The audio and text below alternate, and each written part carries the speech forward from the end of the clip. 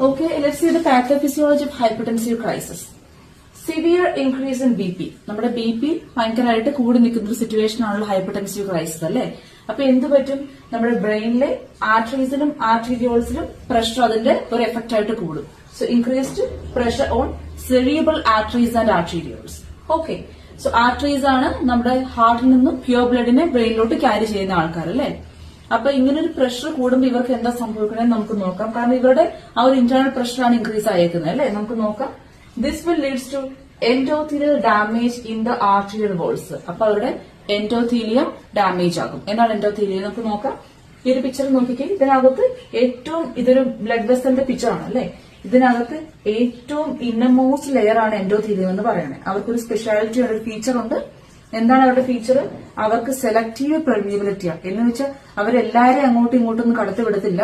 വളരെ നമ്മൾ supposed items, for example ബ്ലഡിൽ നിന്ന് ഗ്യാസസ് അല്ലെങ്കിൽ ന്യൂട്രിയൻസ്, ഇങ്ങനത്തെ ഐറ്റംസിന് മാത്രമാണ് അവർ കടത്തി വിടത്തുള്ളൂ. ഓക്കെ, അവർ ഭയങ്കര സെലക്റ്റീവ് ആണ്. പക്ഷെ എന്ത് സംഭവിക്കും ഡാമേജ് പറ്റുമ്പോൾ? കാരണം ഈ ഒരു പ്രഷർ കൂടിക്കഴിഞ്ഞപ്പോൾ ഈ എൻഡോത്തീലിയം ഭയങ്കര ഒരു ഡെലിക്കേറ്റ് മെമ്പറൈൻ ആണ് അല്ലെ, ഒരു ഡെലിക്കേറ്റ് സ്ട്രക്ചർ ആണ്. അപ്പൊ അതിനകത്ത് ചെറിയ ചെറിയ പൊട്ടലും ടീയറൊക്കെ വരും. സോ അതിന് ആ ഒരു സെലക്ടിവിറ്റി പോകും, അതിന്റെ ഒരു ഫീച്ചർ ലോസ്റ്റ് ആകും. Okay, so this will leads to ആ സെലക്ടിവിറ്റി പോയി കഴിഞ്ഞാൽ പെർമിയബിലിറ്റി കൂടും. അതായത് ആർക്ക് വേണമെങ്കിൽ അങ്ങോട്ടും ഇങ്ങോട്ടും ഒക്കെ പാസ് ചെയ്യാം. അങ്ങനെ സിറ്റുവേഷൻ വരും. So that is called increased permeability. Okay, അങ്ങനെ പെർമിയബിലിറ്റി കൂടുമ്പോൾ നമ്മുടെ ബ്ലഡ് ആണല്ലോ അല്ലെ ഇവരുടെ ഈ ആർട്ടറീസിന്റെ ഉള്ളിൽ കൂടെ ഫ്ലോ ചെയ്യുന്നത് അല്ലെ. ഇപ്പൊ ബ്ലഡിന്റെ ഒരു ഫ്ലൂയിഡ് പാർട്ടാണ് പ്ലാസ്മ അല്ലെ.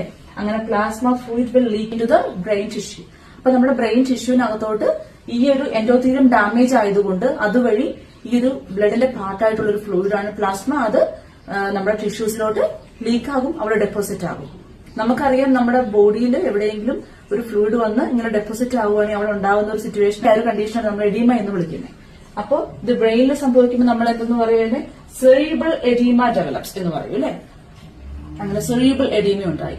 ഡെഫിനറ്റ്ലി അപ്പൊ ബ്രെയിൻ എന്താണ് സ്വോളനായി, ബ്രെയിനിന് സ്വെല്ലിംഗ് ആയിട്ടൊക്കെ ഇരിക്കുവാണ്. അപ്പൊ എന്ത് സംഭവിക്കും, നമ്മുടെ ക്രേണിയത്തിന്റെ ഉള്ളിലുള്ള പ്രഷർ ഓട്ടോമാറ്റിക്കലി കൂടും അല്ലെ. അപ്പൊ നോക്കിക്കേ, this will leads to increased ICP. അങ്ങനെ ICP കൂടി.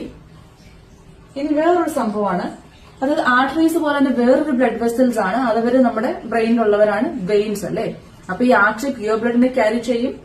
അതുപോലെ തന്നെ അതിന്റെ യൂസ് ഒക്കെ കഴിഞ്ഞ ശേഷമുള്ള ബ്ലഡിനെ നമ്മൾ ഇംപ്യൂർ ബ്ലഡ് എന്ന് വിളിക്കും. ആ ബ്ലഡിനെ ഡ്രെയിൻ ഔട്ട് ചെയ്യുന്ന ഫംഗ്ഷൻ ആണ് ആർക്കുള്ളത്, വെയിൻസിനുള്ളത്. നമുക്ക് നോക്കാം ഈ സ്പെല്ലിംഗ് വെയിൻസിനെ എങ്ങനെ അഫക്ട് ചെയ്യുന്നുള്ളത്. So this swelling compresses thin walled cerebral veins. എന്താ പറഞ്ഞേക്കണേ നോക്കിക്കേ, ഈ സ്പെല്ലിംഗ് നമ്മുടെ തിൻ വോൾഡ് ആണ്. അവർ കുറച്ചും കൂടി ഡെലിക്കേറ്റ് ആണ് വെൻ കമ്പയർഡ് ടു ആർട്ടറീസ്.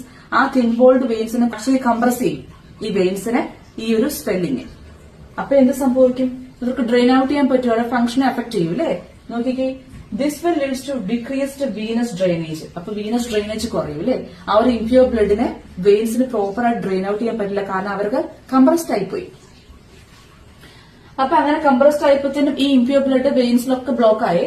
അപ്പൊ എന്ത് സംഭവിക്കും, വീനസ് കൺജഷൻ ഉണ്ടായി. And this will leads to further rise in intracranial pressure.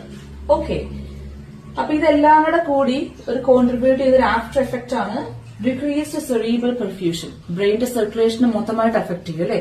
വന്ന ബ്ലഡ്, അതായത് ആർട്ടറീസ് ക്യാരി ചെയ്ത് ബ്രെയിനിൽ വന്ന ബ്ലഡ് എന്താണ്, അതിനെന്ത് പറ്റി, അതിൽ നിന്നുള്ള ഫ്ലൂയിഡ് പാർട്ട് ടിഷ്യൂസിൽ ഡെപ്പോസിറ്റ് ആയി, പ്ലസ് ലൈക്ക് ബ്രെയിനിൽ നിന്ന് ഔട്ട് ആവുന്ന ബ്ലഡ് ഓൾറെഡി ബ്ലോക്കുമായി. അപ്പൊ ഈ രണ്ട് സിറ്റുവേഷൻ കൊണ്ട് തന്നെ ബ്രെയിനിന്റെ ഓവറോൾ സർക്കുലേഷൻ അത് അഫക്ട് ചെയ്തല്ലേ.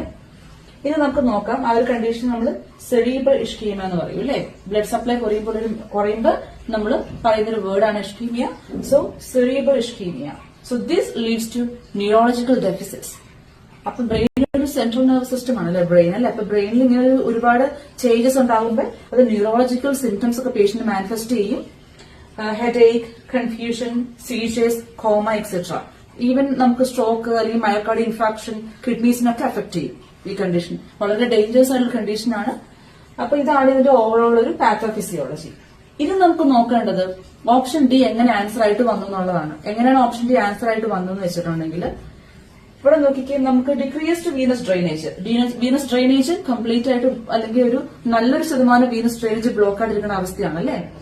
അപ്പൊ നമ്മുടെ ഇന്റർവെൻഷൻ എന്തായിരുന്നു, ഒരു സെമി സിറ്റിംഗ് പൊസിഷൻ പേഷ്യന്റ് കൊടുക്കുക. ഫോർ എക്സാമ്പിൾ സുപ്പൈൻ ആണെങ്കിൽ ഒരു സെമി സിറ്റിംഗ് പൊസിഷൻ പേഷ്യന്റ് കൊടുക്കുക എന്നുള്ളതാണ് നമ്മുടെ ഒരു ഇന്റർവെൻഷൻ. അപ്പൊ ഇതെങ്ങനെ ഹെൽപ്പ് ചെയ്യുമെന്ന് നോക്കാം. അപ്പൊ നോർമലി വെയിൻസ് ഒക്കെ കംപ്രസ്ഡ് ആയിട്ട് ഇരിക്കുവാണ്, വീനസ് ഡ്രെയിനേജ് വളരെ കുറവാണ്. നമ്മൾ പേഷ്യന്റിനെ ഒരു കിടക്കുന്ന പൊസിഷനിൽ നിന്നും നമ്മൾ എലിവേറ്റ് ചെയ്ത് പേഷ്യന്റിനെ ആ ഒരു പൊസിഷൻ പ്രൊവൈഡ് ചെയ്യുമ്പോൾ, അതായത് സെമി സിറ്റിംഗ് കൊടുക്കുവാണെങ്കിൽ under the influence of gravity കുറച്ചും കൂടി ബ്ലഡ് ഡ്രെയിൻ ഔട്ട് ആവും.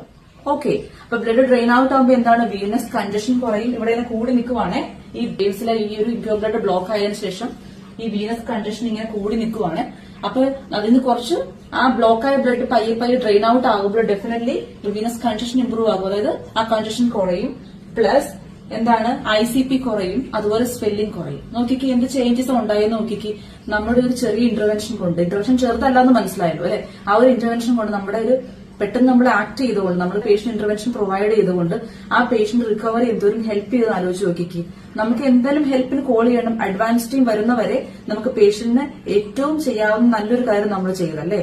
അപ്പൊ ഇതാണ് NCSBN നമ്മൾ ഇന്ന് ടെസ്റ്റ് ചെയ്യുന്നത്, നമ്മളൊരു സേഫ് നഴ്സ് ആണെന്ന്. ഓക്കെ, അപ്പൊ ഒരു സേഫ് നഴ്സായിട്ട് ആക്ട് ചെയ്യുന്ന വെച്ചാൽ സേഫ് ആയിട്ട് നിങ്ങളുടെ സ്കോപ്പ് ഓഫ് പ്രാക്ടീസിൽ പേഷ്യന്റ് ബെസ്റ്റ് ഇന്റർവെൻഷൻ കൊടുക്കുക എന്നാണ് ഉദ്ദേശിക്കുന്നത്. അപ്പൊ ഇതാണ് ഇതിന്റെ പാത്തോഫിസിയോളജി.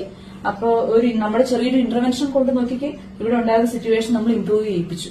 ഓക്കെ, ഇത്രയേ ഉള്ളൂ. ഈ കണ്ടീഷൻ മനസ്സിലായെന്ന് വിചാരിക്കുന്നു. അപ്പൊ നമുക്കിനി അടുത്ത പാർട്ടിൽ കാണാം. Thank you.